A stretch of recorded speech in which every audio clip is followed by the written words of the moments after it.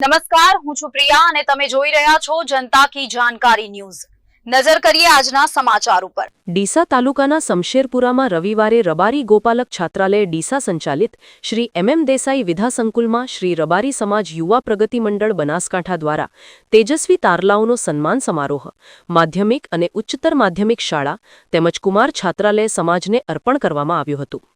ડીસાના શમશેરપુરા સ્થિત શ્રી એમ દેસાઈ વિદ્યાસંકુલના ભૂમિદાતા અને ધાનેરા ધારાસભ્ય માવજીભાઈ દેસાઈના માતૃશ્રીના નામે આકાર પામેલ શ્રીમતી રૂખીબેન મગનભાઈ દેસાઈ કુમાર છાત્રાલય અને ડીસા તાલુકા સંઘના પૂર્વ ચેરમેન અને બિલ્ડર દશરથભાઈ કે દેસાઈ ડીકે દામાના માતૃશ્રીના નામે આકાર પામેલ શ્રીમતી અગરબેન કાળુભાઈ ખટાણા માધ્યમિક અને ઉચ્ચતર માધ્યમિક શાળાનું લોકાર્પણ તેમજ શ્રી રબારી સમાજ યુવા પ્રગતિ મંડળ બનાસકાંઠા દ્વારા આયોજિત તેજસ્વી તારલાઓનો સન્માન સમારોહમાં પૂર્વ ધારાસભ્ય અને ડીસા એપીએમસી ચેરમેન ગોવાભાઈ રબારી, ધાનેરા ધારાસભ્ય માવજીભાઈ દેસાઈ, રબારી ગોપાલક છાત્રાલયના પ્રમુખ રેવાભાઈ દેસાઈ અને માધ્યમિક શાળાના દાતા દશરથભાઈ દેસાઈ, ડીકે દામા સહિત આગેવાનો, યુવાનો અને વિદ્યાર્થી ભાઈ બહેનોની વિશેષ ઉપસ્થિતિમાં કરવામાં આવ્યું હતું।